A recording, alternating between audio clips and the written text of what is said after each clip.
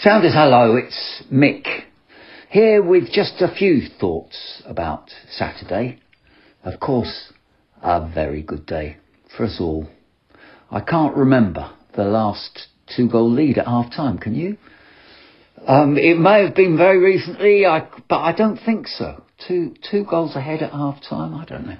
The smiles in the lounge at half-time were numerous, even Johnny Moore.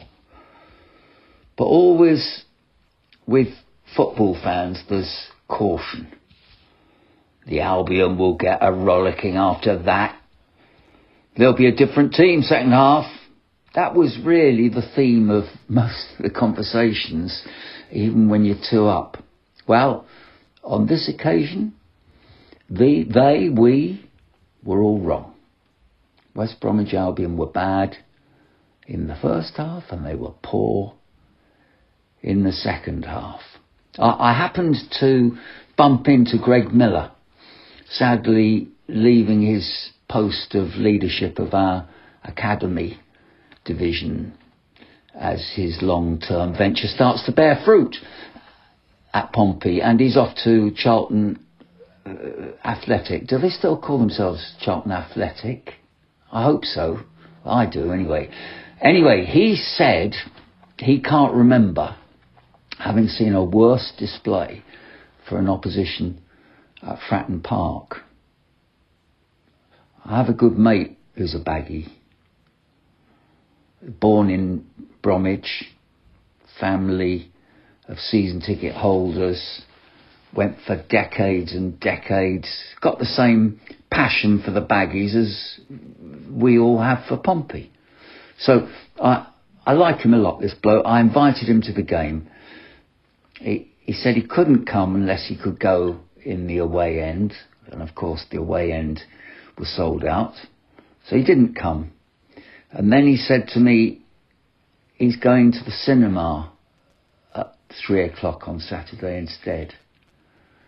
10 away defeats in a row, interrupted just by the last time out. They got a late last minute equaliser at Derby, but 10 away defeats in a row had sapped his energy.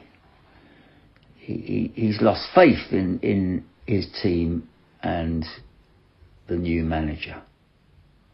Nonetheless, West Brom sold out their Milton End allocation, and you couldn't blame their fans turning on the team after that display. Of course, I've heard us chanting "You're not fit to wear the shirt" a few times over a long following of Pompey. I can't remember the last time. I can't remember the detail of it. I'd have to look it up a bit. But it's just a very few occasions that it's happened in my lifetime. But I can't recall the chant ringing out from away fans at Fratton. And of course that probably has happened before, but it was distinctive. You could hear it all round the ground. It was a sad thing to listen to after West Brom got thumped by us. And I've never actually seen a footballer look to taking it to his own fans in retaliation, like Isaac Price did, their midfield player, who had to be sort of held back by one of his mates. He really wanted to get down there and get stuck in, I think. But maybe he should have done that on the pitch. He did, after all, play the entire 90 minutes. But anyway, he took a lot of abuse from those fans of his. And the team will do well to turn that shipwreck around. But West Bromwich Albion are a big club. And of course, there's a long way to go in the season. And poor as they were, you've still got to beat them. And we did 3-0. It could have been more, but it's still 3. And with 2 goals from our new signings and a cracker from Connor Chaplin. Connor has to be forgiven for shouting F asterisk asterisk asterisk asterisk off. He didn't actually say that, you understand, but you know what I mean, he said, in celebration of his goal. The length of his barren spell, he won't probably have ever had. Since he started kicking a football around at 6, he won't have ever had a length of time like that without scoring a goal. And it was obviously far too long for him, and it was also too long for some fans who'd started to question his value to the squad. And it would have hurt him, would have hurt him badly to read some of the social media comments. So none of us will blame him at all, I'm sure, for getting the pain off his chest by just letting out a few words. So, all in all, a great afternoon for us.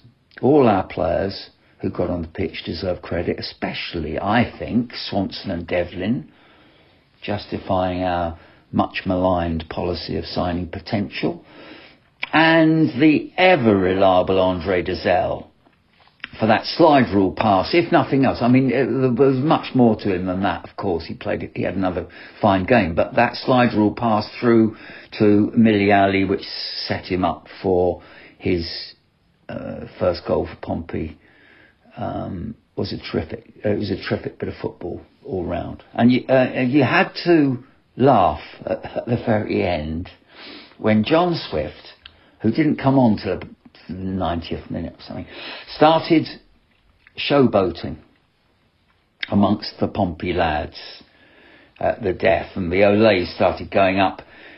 I mentioned death. That is what Baggie's fans were wishing him at the whistle, I can tell you. So a day of great hope for us, and it's now on to a much harder task on Tuesday night.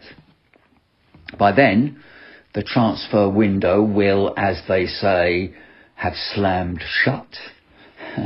And it's just been an interesting and important window, and it's raised a great deal of discussion, and I'd like to join in on that, and I'll be doing so with you soon after Monday's deadline, because there's more going to happen before then. So I just want to wait until the very end, and then I've got a lot to say. For now, Saunders, though, play out Pompey.